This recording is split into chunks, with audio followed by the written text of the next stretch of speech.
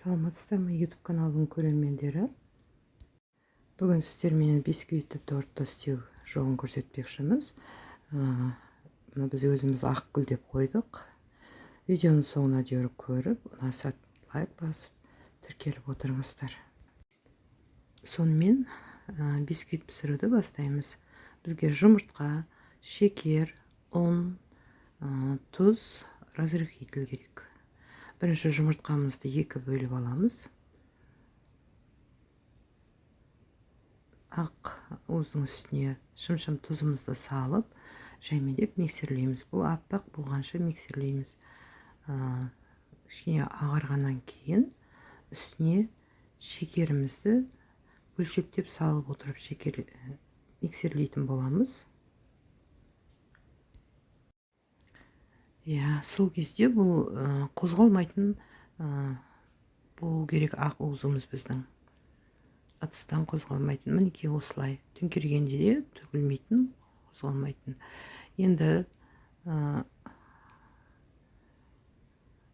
сарысын, жұмыртқаның сарысын жақсылап ағарғанша қозғап аламыз.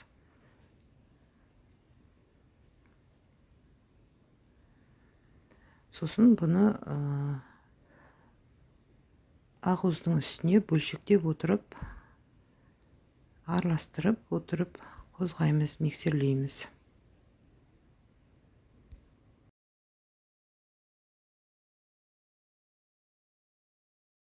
Осыны миксерлеп болғаннан кейін үстіне ұнымызды саламыз. Ұнды разрыхительмен араластырып аламыз.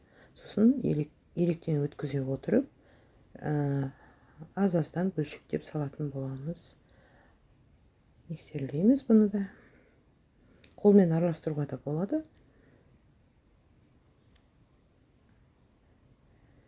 Міне біздің бисквит дайын болды. Дайын қалпымызға қиямыз. Ішін майлап аламыз бірінші. Жақсылап майлап үстіне саламыз. Бұны 180 градуста 35-40 минутта пісіп шығады духовкада.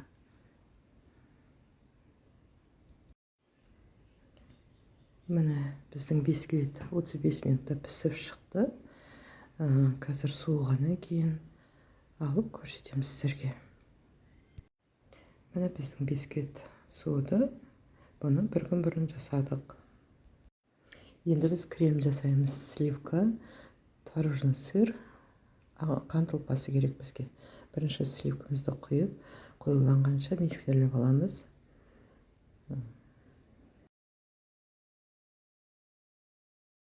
Сосын кішкене творожный сырымызды салып миксерлейміз. Осыны араластырып алғаннан кейін үстіне ақ ұлпамызды қосамыз. Сөйтіп жақсылап крем жасап аламыз. Не осындай керемет крем пайда болады. Осыдан кейін біз сиробын дайындаймыз. 120 грамм суға 100 грамм шекерімізді салып қайнатып аламыз. Шекер ерігенше қайнатсақ болды. Бұны қоюлатып, ұзақ қайнатудың керегі жоқ. Болса үстіне дәмдеуіштер қосып қайнатуға болады, тәтті. Міне енді біз дайын бисквитімізді дайындаймыз. Оған бетінен астына төңкереміз. Ортасынан бір бөлдік. Мен негізі 2 бисквит пісіргем, сіздерге біреуін ғана көрсеттім. Оның бір коржын ғана алдым. Сөйтіп 3 қабатты торт дайындадым. Міне арасын осылай сироптап алып, қалташамызға кремді салып, арасын кремдерге толтырып шығамыз. Тегістеп.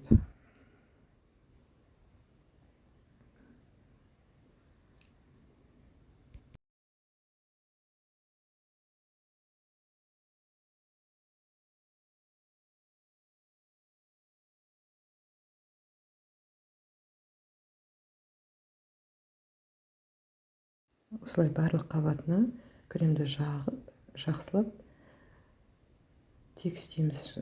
Бетін, жанын, барлығын тегістейміз. Бұның бетін маститпен істейміз біз. Біз жарты килограмм мастит алдым. Содан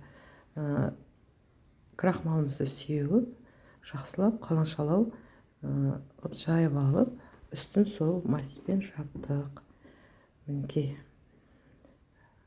Бұны қазір жауып болғаннан кейін бұның жиектерін қалғанын біз торттың жиегіне күлтеше жасаймыз. Міне жақсылап осылай жауып, ауаларын шығарып, жиектерін тегістеп аламыз. Сөйтіп қалған жиегін алып, осылай күлтешелер бірінші дайындап аламыз.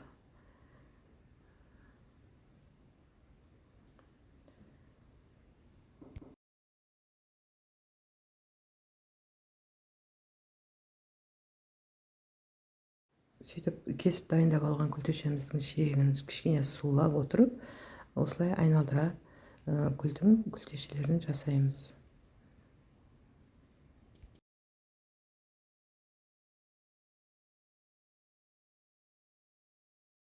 Міне бізде күлтешелерін жабыстырып болдық. Енді үстіне дайын гүлдерімізді қойып, оформление жасаймыз. Осылай гүлдерін қоямыз, шариктерімізді жиектеріне күлтешелердің арасына салып шығамыз. Міне біздің тортымыз дайын. Сіздерге ұнап жатса, лайк басып тіркеліп отырыңыздар. Сіздермен бірге болған Лейла.